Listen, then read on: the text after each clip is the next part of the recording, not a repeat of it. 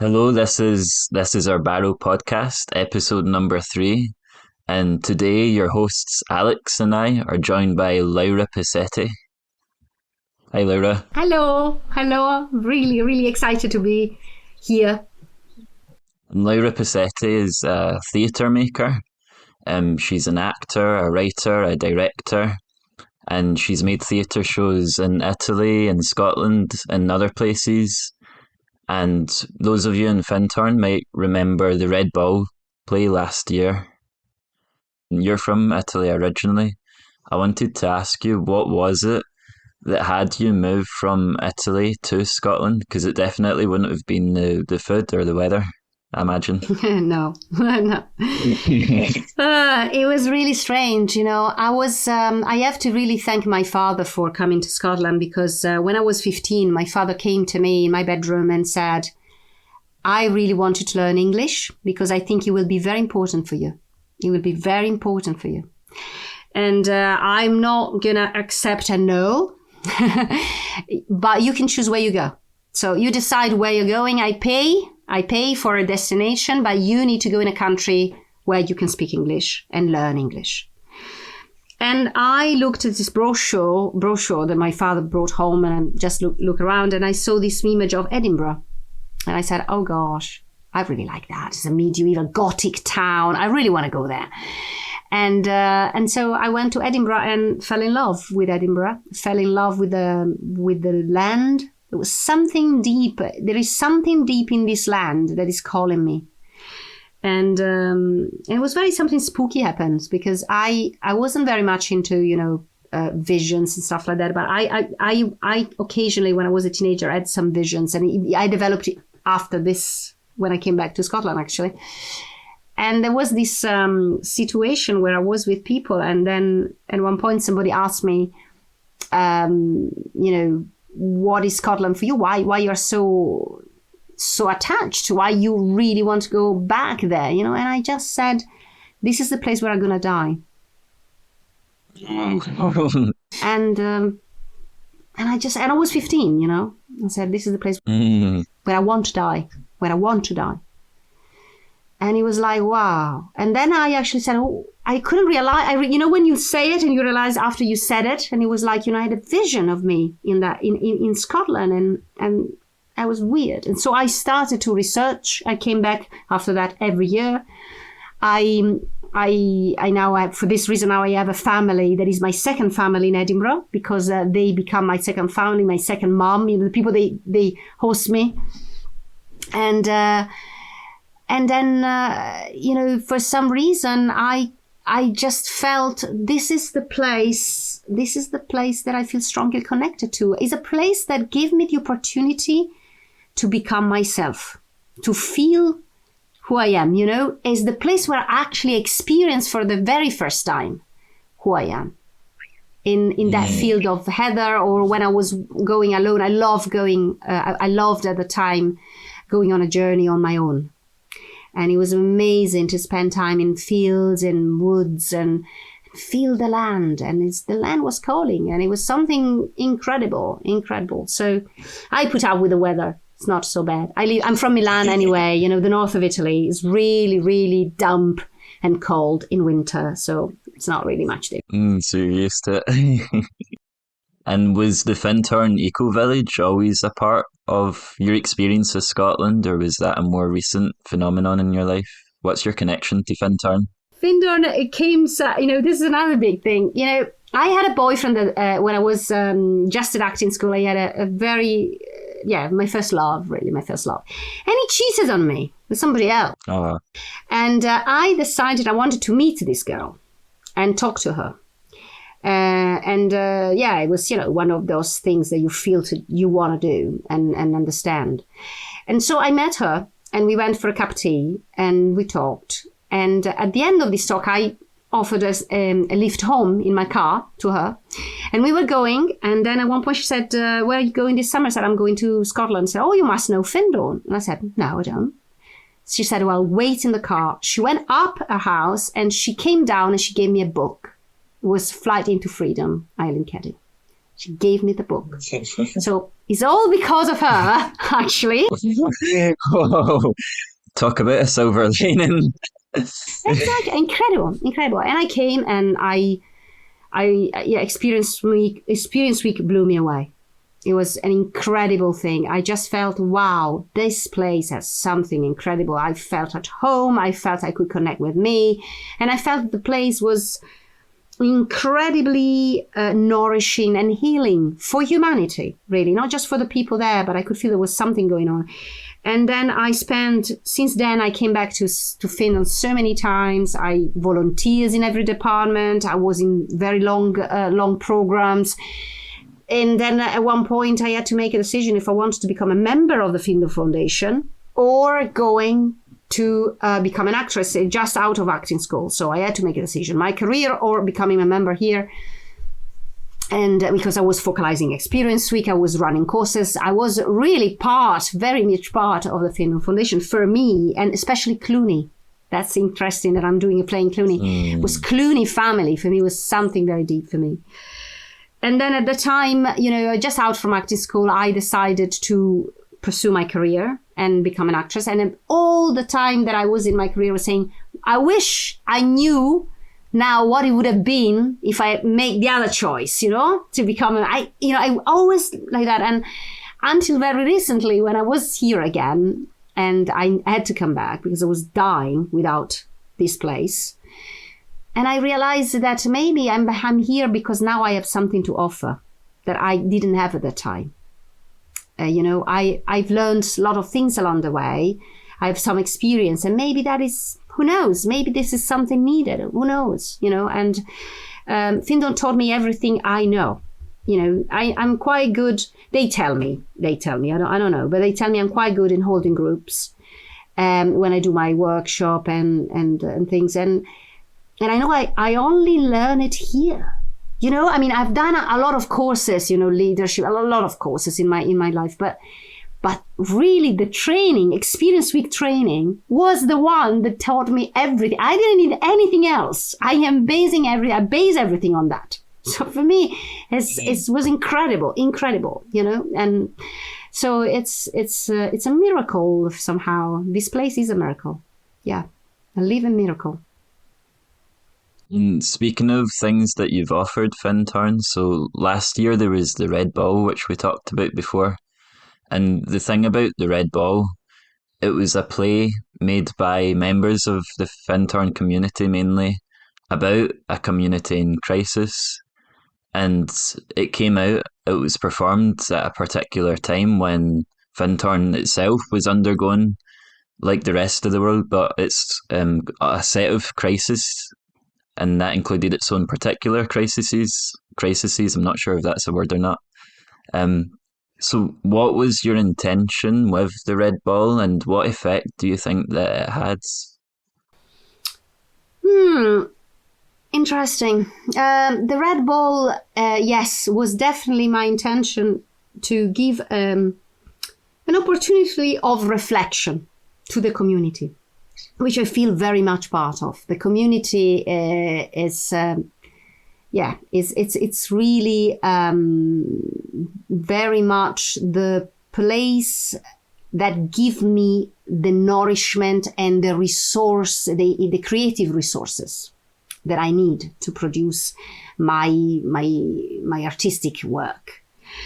So I thought part of the eco-theatre is to create awareness, to awake people to who they are. So, I felt that the community needed that. We needed it together to have a collective experience. And that's what theatre does, create collective experience that could somehow give us the opportunity to see things from another corner, from another side, and embrace another side, which is the most difficult things to do. At the time, there was a lot of turmoil, resentment, a lot of difficulty. We went to a very difficult time, COVID. The foundation had to make a lot of people redundant. There was a big crisis everywhere in the world, and here also very, very big crisis. And and then we had a fire. One of us burned down our sanctuary and our community center. And that was something incredible, because obviously he's one of us. So, yeah, it's not like somebody coming from outside. And so we couldn't avoid, as a community, to really look at certain issues. We couldn't avoid it anymore. It was right in our face. Nothing more the universe could offer. What the universe could offer more than that, okay? You need to see. We needed to look at it. And I really felt we were a little example, a micro example, what is happening in the world. Having to really look at ourselves, our relationships, how we relate to each other, and sort some things out. And so I thought of this story of a community called the Red Ball Community. Of course, they have a red ball, and they're very proud of it. They're happy. And then one day, the red ball gets stolen or disappears. And obviously, my God, they go into a big crisis. They don't have the red ball. They identified with the red ball. They gave so much, they put so much pressure on, the red ball was representing everything, was the symbol of everything. And as soon as it's gone, they have no shelter to cover themselves, and they need to come out with their real feeling, which they're pretty raw. And the blame, the anger, the difficulty to relate to each other, the mistrust, and all of that was in the Red Ball. And one key passage of the Red Ball was the monologues, where each member of this community had to talk and confess, or wanted to confess their truth to this inspector that he was coming to inspect the Red Ball, because they might not deserve to be called the Red Ball Community, as they don't have a Red Ball anymore. So the inspector was basically sent by the Red Ball Community Committee to inspect them. And so they have to talk to this guy, which never appear, really. It's just a metaphorical presence. And they say what they feel. And that was incredible, because then monologues, I wrote the monologues based on some improvisation made by the community members. And some of the things that came out, was really quite hard to hear, but necessary. Sometimes we need to hear them. And so I put them down in a line, and they had their monologue, and they were saying this loud, and the Red Ball finished in the place where the CC burned down with a first supper. We were serving bread and water, bread made by community member, Ian Turnbull, historical pillar of the community. And everybody was sharing together with the cast this bread and water. And the Red Ball was came back, brought by the children of the community. And that was you see, a play like that, like the Are You Happy? They don't want to preach. But what they want to do, they want to invoke some change. And they want to be a blessing and a celebration. So in a way, I was calling the children. We need young people here. We need more young people here. And I was calling also honesty, confession. Say it, say what you feel. And we together in the cast, we were, really aware that the play could have stirred some pot, but it was necessary. And how much impact he had, not as much as I hoped, unfortunately. I feel that we are still separated, and but as I said, we are a living experiment. Findorn community is, and we mirror what happened in the world. We are the same as what's happening everywhere. If we look at the world, it's all a bit separated. We are separated. We are really separated at the moment. And so I really like the fact that we are, we are really, how can I say it? We are calling, we are praying. It's a prayer. That eco theater play is a prayer. And maybe we should do it again, the Red Bull. Maybe we need to pray more, pray stronger, that we can all in the world, and so also in our community, learn to be more open, more honest, and also try to release the separation. Let go of all the differences. Try to, be able to intertwine with each other, merge, maintaining our individuality, our personal beliefs, but be more together. And I think this community is an incredible example. We are doing it our best, and sometimes we do great, and sometimes we don't do great. And this is part of life. This is what we are as humans. The prerogative of humans being is that they fail again and again and again, and they start again. That's it. They start again. And I think that is what is needed. We need to continue trying, rehearsing life. And in Findorn Eco Village, there is such a diversity of backgrounds, such a diversity of different opinions. I was surprised by the diversity of different opinions because every one of us that's connected to there, we do go there with some sort of shared intention, but we do have such different viewpoints. And one thing that really struck me about the Red Ball was that all of these different characters really did have their individualities, and they were conflicting over this at the start. But the thing about it was that all of those individualities, which seemed to represent, different voices within the Findorn community, they were all heard and they were all voiced. And it was like a charitable hearing of every single possible voice. So there was all of that difference, but it was like a harmony between all of the differences, to create something new at the end where they could just share food again, share theatre again, share water again, share music again. Yeah. It's important to remember, what the child in the play, the Red Ball, says at one point. What's the point to have a ball if you don't play with it? What's the point? The thing is that this community had the Red Ball. They did everything they could possibly do with the Red Ball. They preached the Red Ball. They prayed to the Red Ball. But the only thing they didn't do was the only thing that you can do. You need to play. And if you don't like to play, you cannot live in community.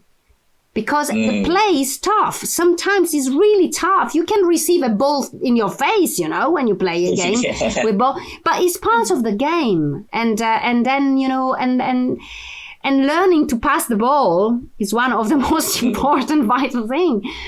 So, I think I do love this community because of the continued trying. This is the success. The success is not that a community is perfect, but the success is that this community keeps trying despite that it is not perfect.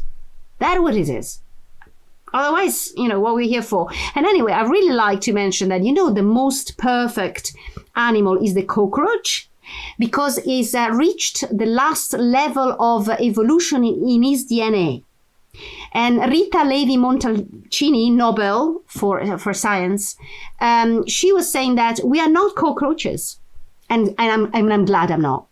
And I'm sorry for the cockroaches, but I'm not a cockroach, and I'm not perfect. The cockroach is perfect, and we continue to evolve. So, it's the last level of evolution? Is that like when the creature stops evolving completely? Yeah, it's when in the DNA there is something where you can't evolve anymore. And I don't know, I'm not an expert of science, but that what is what happened, what is in the cockroach DNA. I've also heard that if there was some sort of nuclear Armageddon, then cockroaches would be one of the only creatures to survive it. So maybe in some way they'll be the future rulers of the planet. Wow, yeah. I'm sure the cockroaches, bless the cockroaches. I'm sure they're going to be very, very happy if humanity, back down a bit, It's just many, many species, I'm pretty sure they are saying, yeah, great. Okay, well, sorry we missed the humans, but you know what, maybe great. There was a little funny joke on a beautiful vignette on Facebook, which I really loved. There was the ark, Noah and the rain, and all the animals are on the ark because it's the end of the world. They're all there, and the two humans are arriving with the rucksack, and the lion said, "Sorry, mate, we do it without you this time. We try without you. Okay, thank you." Yeah, it might go better. Give us one chance, and not yeah. So and I feel for the animals and for the natural kingdom. I think if they feel like that, they are all the rights to feel like that. But I'm sure what nature shows is like that you intertwine with everything that there is. They don't argue. I mean, nature doesn't argue with reality, and that is what it is. And I love that. Really love that. We should learn that. Mm. And going back to Finturn, so Between the Red Ball, that came at a time when we were just coming out of COVID, or just very slowly coming out of COVID, and then going back into it, coming out of it, going back into it. I was working at Universal Hall at the time, so I was seeing most of the shows that were happening and the shows that were being cancelled because of COVID as well. And there was still a lot of hesitancy, I guess, about going to live events and stuff. So that was the first time that I'd seen the Universal Hall like completely packed, completely sold out at the time. So that was really amazing, just seeing everyone in the community there, really. But from that point until later in the year, so around November time, there was the 60th birthday week. I felt there was quite a lot of big changes between that time and then from the birthday week. But you were very much involved in organising the birthday week celebrations. Can you talk about your part in the birthday week celebrations and then also your experience of all of that? Sure. It was it was one of those things. I just I was going to university to finish my MA, and I knew that I would have gone into dissertation exactly at the same time as the birthday. So I knew I could not possibly be involved at all because I was doing my dissertation. So I needed to focus on dissertation. When you picture, going in this quietest place where nobody disturb you and you just be there, imagine myself in a nice cottage looking over a loch and just, be alone. Well, it never happened. Never happened. And it didn't happen this time. And I was going to university, and Durton approached me and said, we are going to organize, and we are very much, in need of somebody that can coordinate and help out with the birthday celebrations. And I wonder if you could dedicate a little bit of time or help out with the organizational part and accept this to be part of the event coordination team. And I actually hear myself say yes. Well, part of me inside said, "What are you doing? What are you..." The cottage. And I said, yes, but I can only work 2 days a week. Right. I said 2 days a week. I can't do more. I'm not going to do more. I cannot do more. It was initially 2 mornings, but then I said, okay, 2 days a week. That was the maximum I could dedicate. And then when the time came, and then I started obviously the organization, and then I went to uni, and then when I come back was the real work, and I got completely caught into that, because this is the way I operate. I fall in love. I realize this is it. I fall in love, and then I can't stop until I exhaust the relationship, which I hope I'm not exhausted the relationship, but I fall in love with seeing all these people come into my office and proposing and coming and say, I want to do this, and volunteer. Everything was organized by NFA. And I was paid £300 a month for doing that for 4 months. I don't remember exactly, but yeah. And obviously it turned out to be a full-time job, you know, but I'm not saying that for telling you how much I earn or not earn, but no, it's not that. It's the fact that they put together, you know, me, Dirt and Annie and all the other people. We put together everything with a lot of volunteer work, and all the performers, all the presenters were not paid. So they were all volunteer that dedicated the time and energy to do this work. And it was incredible what I saw. And then obviously I throw myself totally into it. So yes, and there were emails sent at 2 a.m. and things done at 4 a.m. And yes, I was working all the time, but it was, and you know, in my dissertation, oh my God, I don't even know how I managed. You know, I was going to submit my dissertation. The deadline was, I think was the 31st of October at noon. I submission it at 11:54. Okay. Oh no! But you made it. I couldn't read it again. There was no time to read it, so I had to send it. So that was it. So I was like, yeah. But I was, you know, it wasn't possible not to do that, because I could see the dedication, and I also could see how powerful we are as a community. We put it together. I was the coordinator. Yes, I did my work. I enjoyed doing it. You know, I did all the technicality. But it was the community that did it. They were there. They presented, and they created amazing workshop, amazing events, and everybody was coming with an idea, and everybody was very professional. And not one person complained about, you know, not getting the money or not, you know, whatever. Everybody was happy to do it, and they wanted to do it. And I think that event that I'm so glad NFA decided to take the lead on this and actually stepped into the organization of this birthday, because I think everybody there came together. And for that week, the separation, for me, it wasn't there. We were there. All the organization, Findon Foundation, Pets, Interland Trust, everybody contributed. It was amazing. And everybody gave their time and their energy, extra time, you know, for creating something. And I think that's amazing. That's the power. That's the reason why sometimes I get frustrated when I see things not working out, because I think, my God, but we are so amazing when we want to be. How can we find that motivation? How can we keep that motivation, that intention? We need to remind each other. We need to create some reminders of who we are and what we can achieve. Yeah. I was totally blown away by it, by how much creativity could fit into such a small geographical area, because I think there was at least like 40 events or something, of 46 events of different scales and sizes, of different art forms, run by different people. Some of them happened simultaneously, all going on in this small peninsula.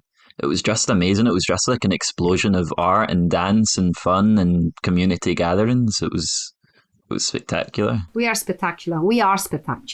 So I think that, you know, I mean, and then, we can do things. I mean, and that's, I think that is believing in miracle, you know. You can create something like that with usually when you organize a conference, you start 2 years in advance. We organized that. We started this organization really, in May, let's say, May, June, and June, almost, because when I was back was June, July, August, September, October, November. In 6 months, we done it. And it was very successful. So we can do many things when we want. Mm. And recently, Laura's organisation, Charioteer Theatre, has become Theatre of the Seven Directions. Can you tell us about your organisation, Theatre of the Seven Directions? Sure. Yeah, the Theatre of the Seven Directions, it was born during lockdown. A little bit before of lockdown, it was conceived, and then it was born during lockdown. And I've been doing theater since I was in my 20s. I finished acting school when I was 22. And then I was lucky enough to start my career pretty much straight away. So I've been touring and doing a lot of different plays, touring Europe with different plays. And it was great, but there was always something missing for me. There was something that it wasn't there. So I went when I had the opportunity to go to Russia and study with theater director Anatoly Vassiliev, I decided to take it. I went there and I was struck by one very important question. Vassiliev called a meeting with a representative from all over Europe for the Union of Theatre of Europe. And I was representing the Piccolo Teatro di Milano, the Piccolo Theatre of Milan, which is now the National Theatre of Italy. And when I was there, there were a lot of actors from different countries. And Vassiliev entered the room and asked one question. He said, "The world is in crisis. Humanity is in crisis. What are you doing for this crisis as an artist?" And then there was a silence in the room, a big silence. And I didn't know what to do, so I raised my hand, and I said, "What are you doing for this crisis?"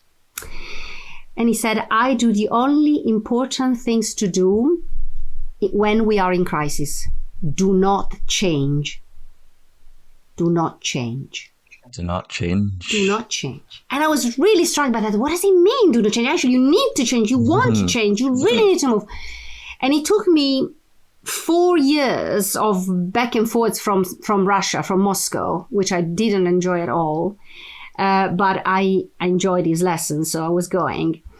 And to really understand what he meant. It really meant to really be in your center. Be inside your center and respond to that center.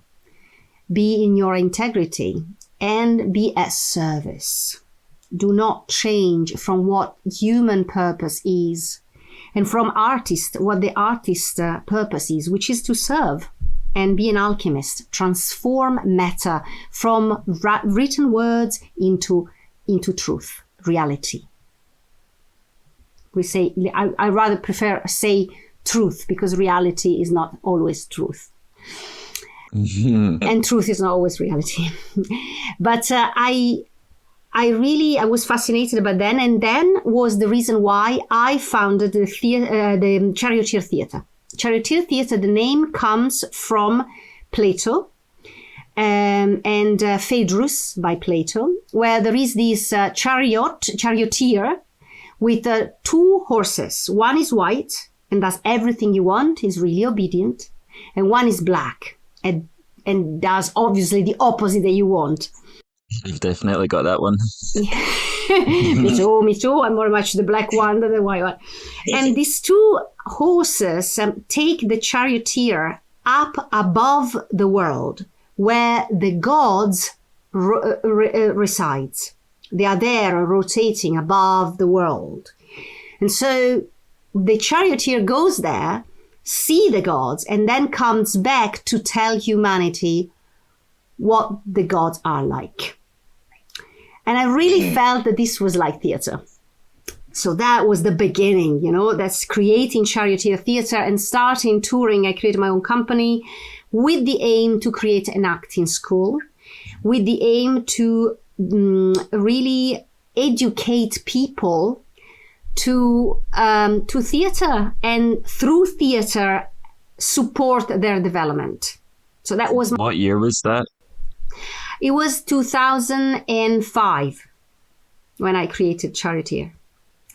And then I started working with, and I also wanted to work with young people, and the Piccolo Theatre, or the National Theatre of Italy, commissioned me the first play, which was Romeo and Juliet. And I said, "Oh no, Romeo and Juliet, I don't like, with all the Shakespearean play, Romeo and Juliet, come on." And then, obviously, studying with Vasiliev's, he taught me how to open a text, how to really, he was saying, open with a key, like a script, and really find the clues to understand the script. And I realized that it was an incredible play. And then saw Shakespeare, obviously. So I went very much into Shakespeare, spent a few years doing Shakespeare for teenagers, touring theaters, and schools were coming to theaters to see the play. And then Charity Theatre was touring and it was going very well, but something was missing for me. And just before lockdown in 2018, I realized that for me it was essential to really do something for the planet. Feeling that I wasn't doing enough, you know. I mean, I had Vasiliev, what are you doing as an artist? What are you doing? I wasn't doing much. I was doing a lot, but not really enough for me. And I could see that teenagers were getting more lost every year, more depressed. And I just said, okay, I need to do something. And so I went to, just before the 2017, I did a training at Ecodharma. Ecodharma is a community in Catalonia, in Spain, on practices based on nature-based practices. And then I started to develop my theater aligned with the other than human world, trying to listen to the other than human world, try to see how can I put on stage the other than human world without mimicking, the elephant or mimicking the animals. How can I do that? And then I discovered, many other authors, Una Chowdhury, for example, she teach theater and literature at New York University, where she's talking about she's talking about the difference between the Anthropocene and the Anthropocene written S-C, like the scene that we are in. And she was saying how it's important that the anthropos is not the center of the stage, that we can put on stage the other than human world. So how can we do that without mimicking the animals, without, being shallow? And so Anthropocene, just to explain to our viewers, being the first time in geological history that humans are sort of directing the course of life in the planet through their effects. Is that how you would describe it? Yes, thank you, Callum. Exactly that. And the Anthropocene is that time when we actually changed the course of nature, the natural course. We intervened so strongly on the planet. So a lot of artists are working on the Anthropocene and they're trying to understand what they can do and how it can be done. And so I became one of those artists that was wondering what to do. And then, I came during lockdown, I decided to go back to university and I started an MA and finished an MA, although I don't know when I'm going to receive the official document. So, but I engaged ecology, applied to theatre for me and for the performing arts. And was the time just before that I decided that I needed to create something, that it was a platform, a place, or a space where people could use creativity and the performing arts to reconnect with themselves, with their purpose, and with the other than human world. And that was my mission. And so I founded the Theatre of the Seven Directions as a branch of Charity Theatre.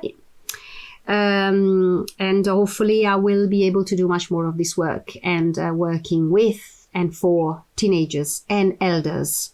And that is teenagers and youth and elders, which are the peers that I feel it's very important to work with. Before you mentioned that you had this feeling that something was missing before you made that change, do you feel that you've come closer to that, whatever it is that's missing? Do you feel like that's resolved in you, or is it like a process that's still going on? Still going on. It's still going on. I would love to develop my work in a way that a lot of people can do it. Everybody can do it. I'd love to have, this project that I do, the eco theater projects, where a lot of people can do it and they don't need to be artists, professional artists. They can just use creativity to reach inside themselves and find the instrument, which is the self, the deep core of the self, that can connect with the other than human world and sing their song, do their calling. There is this eco-philosopher, Freya Matthews, that she talk about the invocations, the importance of invocations. How can we connect with the other than human world? And she said, just call out. Just call out. So I started experimenting with that when I was at university in Devon. And I was going in the field and I was just trying to call out. And as I call me, I call who I was, I call my good side, my bad side, I call the clouds, I call the rain. And I started to name things around me. And then slowly, I started to master that much more. And noticing the nature, something in nature was changing, my perception of nature was changing. My connection with nature was different. And I was entering a space with awareness and with intention. And that is the kind of theater, the place,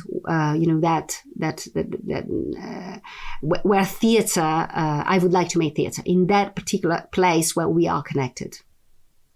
I think that's really beautiful that is coming back in serious philosophy and eco theatre, because that really is the way that we used to do things. Like if we go back, some places maybe only like decades or hundreds of years, and maybe in the UK maybe it was more like 2,000 years or so. But in ancient blessings and writings, it was normal to talk to the wind, to talk to the trees, to talk to the mountains. Even some places like Japan where there's Shinto, like that's still very much in the culture. And there is a stronger feeling of mountains and rivers and trees being alive in certain places. So it's amazing that that's coming back in eco-philosophy. Yes, it is. I feel that, I like what Freya Matthews says in terms of, the philosophers in a way failed to really awake humanity. Because apparently in the last 30 years, the emission of carbon fossil fuel has increased enormously. And is actually in the last 30 or 40 years, which is the time where we started talking about it. So what are we doing? We talk about it and then we don't do about it. Actually, we do the opposite. And she was saying that also science failed. They didn't manage to wake us up enough, And so she was saying maybe the best things to do is to just follow our ancestors and reconnect by going to really into the field and calling out for Mother Earth, calling out for what is around, and create a new story. Create a new story where the other than human world is equally present and replying, responding, and have lines to say. And that means going under the skin of the world. And I really like that image that Freya offers, going under the skin of the world and meet who we are there. So there was a guy who was once the environmental advisor in the US. And at a conference once, he said that he thought that 30 years of good science, good engineering, good inventions, good ideas was going to solve the climate crisis. And he's dedicated his whole life and his career to this. But at this conference, he said after 30 years, what he realises what's needed is a real cultural and spiritual transformation. Yeah, I know. I feel that.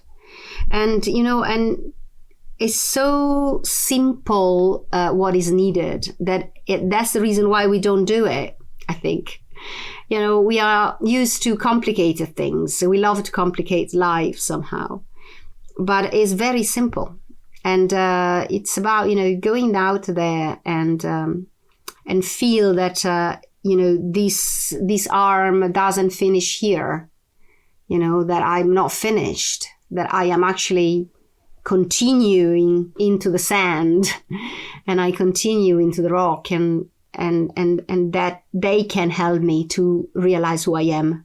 It's the only way to realize who I am. They say in basic psychology, I remember I studied a little bit long time ago, they say that, when you find your own identity, the first things to be able to shape your own identity is to feel your borders, to really understand where your limits are, where you finish, where you finish, the borders of your identities.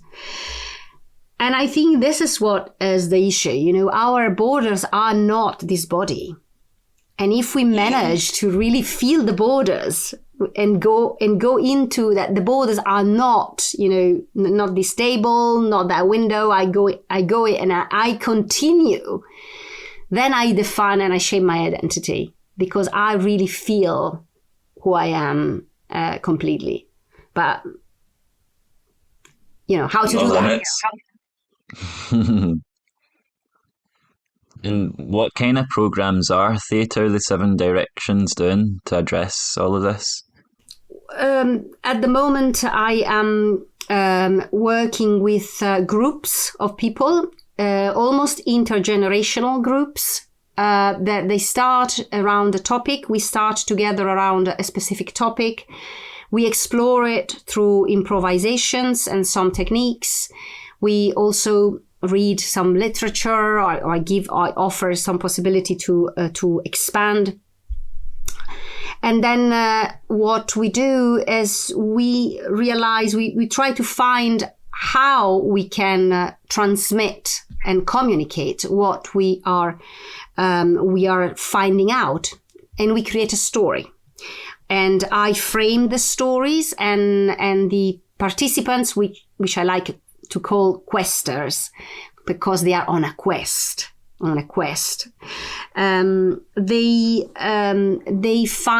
define the contents and they contribute to the development of the script with their own ideas, sometimes with their own lines.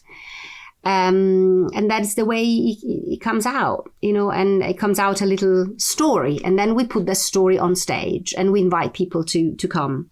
And so far I've done a few stories in a traditional way, and I'm about to open with a story that is not done in a traditional way. It's very chaotic at the moment. It's going to be quite hectic. It is called Are You Happy? And is the story of a snail and 4 friends other than humans who are taking a group of humans into the human heart to find what they lost. And that's the story. But the way it's been created is outdoors and indoors, and the performance are showing everything, the process. They are themselves, then they become the characters, and we see the process of, they put the dress in front of the audience and they get ready. And then we go into the home and into this house, into this Cluny Hill, is a building here in Forest that belongs to the Finland Foundation, beautiful building. And the audience will tour around the building. And so it's not been rehearsed a lot. Partially because we didn't have enough time, and it's my fault, but partially also because it cannot be rehearsed too much. It has to be something that comes from the energy that we developed together and that we are bringing into the script. We're bringing in the story. And it's totally different. They are not professional actors. They are just community members, and they are, the youngest is 12 to tomorrow, I think, or today, I don't remember exactly. And the other one is 80, the eldest is 82. So, and they come together, and actually there are a lot of scenes where there is a contrast of ages. That's one thing, but also there are, of course, programs which are courses, which they don't necessarily end in a performance, but they are courses where we learn to talk to an other than human, develop our own story with the other than human, creative writing, improvisations, and creating communities through art. So being together and devising a piece, devising something, devising a story. That is what I like very much doing, and love to offer this work more in communities and in rural communities, when people know each other and they can discover themselves in a different role and also tell their stories in a different way. That is eco-theatre. Can you tell our listeners when Are You Happy is going to show and where they can get tickets? Sure. Are You Happy is going to show in Cluny Hill in Forres, at Cluny Hill on the Saturday 18 and Sunday 19 of March. So pretty soon, this weekend. On Saturday is at 6:30. The performance starts at 6:30 because we have to go into the night. And the second performance on Sunday, more family friendly, start at 5 p.m. And the tickets can be bought online or through Eventbrite. And because we only can do this for a maximum of 70 audience members.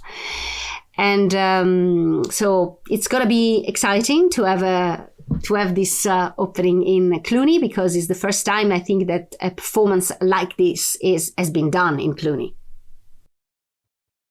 I've been very lucky to be one of those questers this time around, so anyone listening is going to be able to see me in costume this weekend.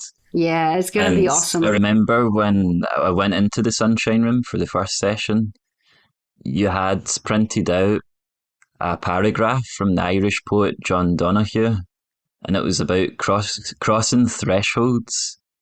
And when I picked up that paper, it was really jumping out the page at me. I felt like a really strong energy coming from it, to the point when we were reading it together as well, I was getting very, very emotional.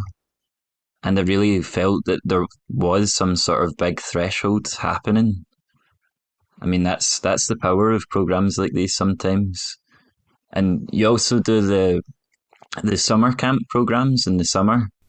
Yes. And I watched Stefano's documentary about that. So that was the 2020 summer camp. And then also from hearing Meme and Chiara, is it? Sorry if I'm saying from Otti. So from talking to them, just how they think about summer camp, the fond memories they have from it, these seem to be like really massive life-changing experiences for the mainly young people who do the summer camps in the summer. Yeah, and there's going to be one this year. Yeah, the camp is my passion. It's my main passion. Is what driving me to do anything. I can move mountains, but I need to have the summer camp in summer. And is an opportunity for teenagers to come together and do a program which is shaping itself. It develops itself with them, and it's really depending entirely by them how it's going to be developed. What they do, they come here. We do it usually I did it in Scotland for many years, but then during lockdown it was in Italy because the majority of the students were coming from Italy. But now it's open to locals and is open to any British students or any nationalities really, as the program is in English. So the teenagers comes together for 10 days and they stay together going through a different kind of experiencing the 7 directions. They experience the north, the south, the east and the west, and the above and the below. And they experience that with the help of different people that lives here in the Findon community, in the Eco Village. And they have some knowledge and something to share. And so, we go to collect clay in the bay, or we do some primal painting, or we go to build our own magic wand at dawn. or we go into the woods to do a ritual.